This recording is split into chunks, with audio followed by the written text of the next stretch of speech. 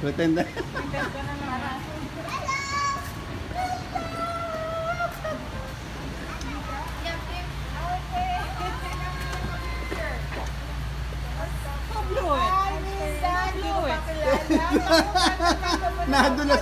Nadulas si Ate.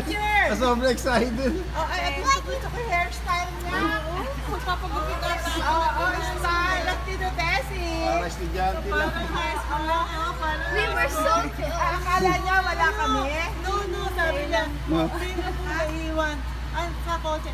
Si Tita Lina, Tita Tessie nasa kotse. Nadulas. Akala niya wala kami. Sinabi sa akin. Alam ko po.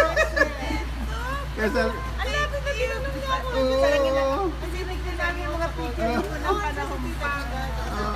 Hindi na silyaduan. Okay, let's go. Okay, ako init eh. Yeah. Init. At ako kanina pa nakaantang ano. Kasi tinanong niya ako, sumagot naman ako. Anis lang, anis. Baka may...